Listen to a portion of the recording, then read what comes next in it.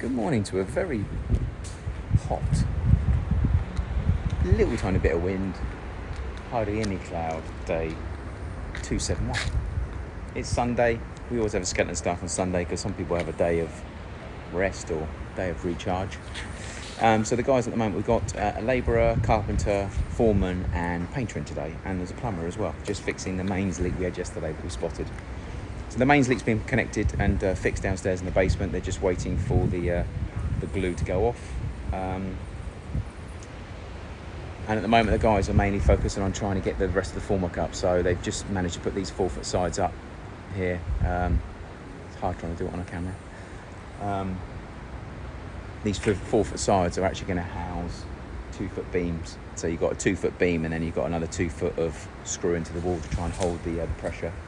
I'm also going to get the guys to put some threaded bolts through there as well, just to make sure we can hold the formworks up straight. As soon as the concrete goes in, it tries to do this.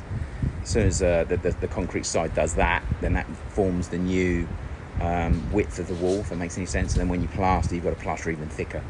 So I want to try and make sure, if anything, we keep the actual formwork slightly in, so when the pressure comes in, it can slightly push the formwork out and keep the beam straight. We've obviously been looking at the wall today that the mason has laid, pissed as I call it. At the moment, what we've got here, like we were yesterday, you can physically see as you get closer to the wall, we have a blue line just behind over here, look, just there. So that pretty much is getting you nearly square. It's not square, but let's say that it's nearly square. But when you look at that line, that's how far off the back of the wall is out, which is kicking on 3.5 inches. So we have to decrease the mouth of the opening anyway. The architect has made the opening 22'4". Let's open the way. If you just knock the door, yeah, go on in. So we're going to have to, this is meant to be 19'8", so I'm not too sure why we're 22'4". But if we put a 12-inch on here and a 12-inch on here, that will give us the inner decrease we're looking for. And it really is a question of what we're going to do with that wall. Are we? I mean, someone on the social media last night said about making a beam here and absorbing the width and then plastering down the front to get it straight. It doesn't solve the inner problem, and it also makes this piece here.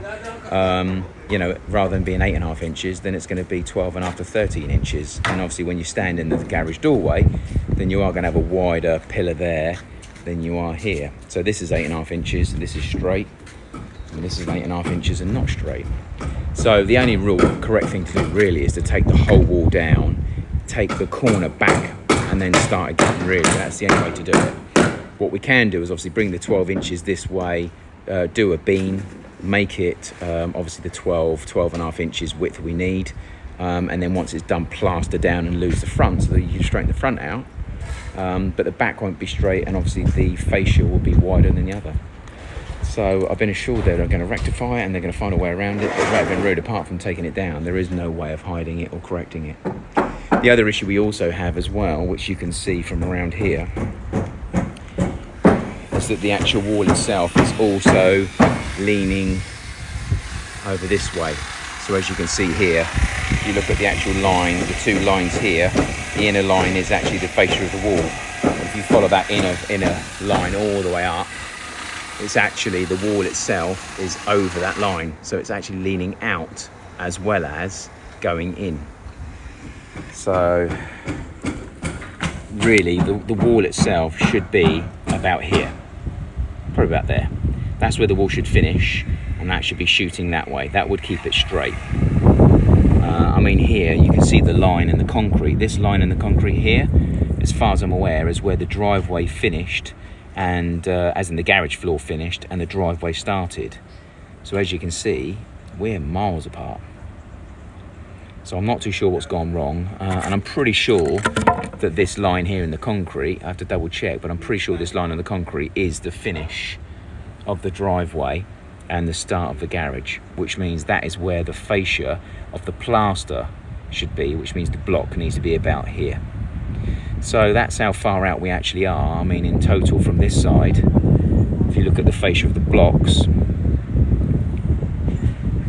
yeah, we're a good 4.5 inches. 4.5 inches to 5 inches out. So anyway, there's no point dwelling on it. It is an issue we've got to contend with. I'm sure we'll find a way around it that will cost us some time and money, but we will find a way around it. So these boys obviously have got this bottom beam base in already. This one's right across, as you can see. This one's going to be a smaller beam. I think this one's going to be 16 inches. And then you've got this one here, which is going to be 24. So you can see the height from the actual line itself down to here. That's going to be 24 inches, that one. And that one will shoot past these two walls here, and it will go behind those two walls and join this line here to here. And once we've rectified whatever we're going to do here, it will then come straight across and we'll connect into the 2 foot up in here. So we're going to have to take that off the front. This front piece has got to be taken off. The rebar guys will do their extensions here and run them across. This fascia here has got to come off so we can continue across, because we were just going to do this bit and then come and do the garage roof later, but now we're doing the whole thing. So that's got to come off and be connected that way. And then once they've actually finished most of the work that's here, then obviously we can order the 20 acros and we can start putting all the actual formwork underneath. So that's obviously what we're just digging into today, and obviously you're going to dig into it quite small because of the amount of people that are here. The plumber's obviously fixed the mains. He's in at the moment just doing the waste in the toilet form, which is great, so I can get that finished off later on this afternoon. And my painter man, he's actually in the unit over here. I think what he's actually doing, if I remember rightly, he's probably skimming the compound in. Yeah, he's in there. All right, Sherman, how are you? All good? Yeah, good. So yeah, here we go. So yes, we're now getting all this filled. So he's flying through here, fair play to him. So again, once we've done that, we can go into the ceiling. Then it's going to be a sand and paint.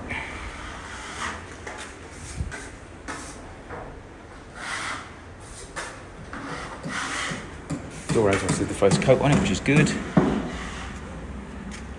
We'll get that sanded down later on this week, and we'll get another coat onto that, and we'll also do the back side as well, and the underneath. I'll probably take the door off, and we've still obviously got to think about what we're going to do here. So I'd say we've probably got to put some form of sealant onto the floor itself. We've obviously got to take this back and get this siliconed in, and then we've obviously then got to put a water treatment sealer on here, and probably do the same around here as well, just to work out where the water is actually penetrating.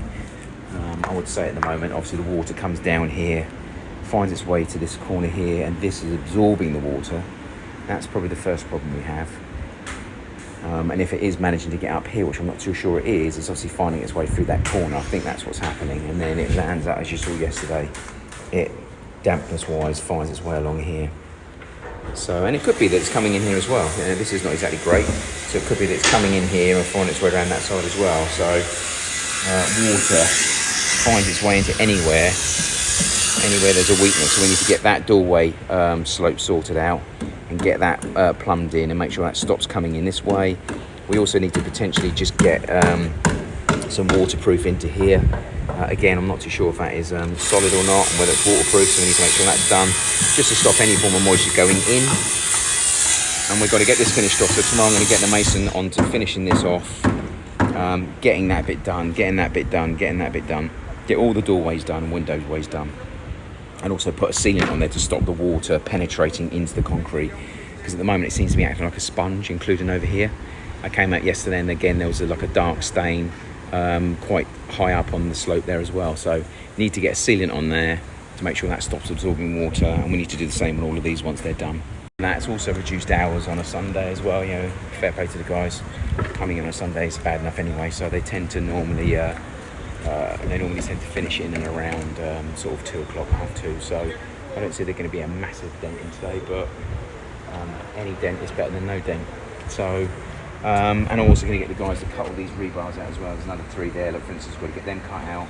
We've got to get the ones around the corner cut out, and we've got to make sure it's all sealed in as well, because steel here rusts. As soon as it rusts, it reacts with the concrete, and then you have big problems. So anyway, apart from that, I'm going to be out for the day, so there's probably not going to be a lot of filming today. Whilst I'm on it, please help me, so like and subscribe. Do the comments as always. I think we've had another sort of 30-40 subscribers in the last week, which is great news. engage as well though. So whilst you're on there, engage, tell me what you think, tell me what you think's going right and wrong, tell me what experiences you've had, and anything you've done in the past to try and get over a hurdle and learn, please pass it on to me, although we're at the end of the project now, and I'll try and do the same vice versa. And again, anyone got any questions, anything that I've done here that you want to ask about, or you want to know more of, please let me know, because at the end of the day, I'd like to help everybody where they're concerned. We've obviously gone through quite a massive learning curve on this job. I have, and even the guys that have been doing this for a long time have been through one as well. So if I can pass that information on to you guys, then I'd be more than happy to do so. So any questions, fire away. Other than that, I'll give an update later on when I return. Other than that, we're done. So I'll see you later on when I'm checking. Okay, so I've returned at 4:30. Everyone's gone. The cottage is locked up, so I assume that all that would happen in there is Sherwin would have obviously got most of the compound up onto the walls, and that would be it in there. I would have thought, but we'll double check tomorrow morning. And here, the guys will start getting the 4-foot sides on the internals up, starting to close it in, making it feel like it's a little room. So they've got a bit of ply up on underneath here, and the 2x4s going all the way along, and the internal 2-foot going across as well. So that's the first part here done. Nothing else done obviously, but at the same time there's only one carpenter in today. There's meant to be 4, but we had 2 of our original guys with a day off and one guy not arrive.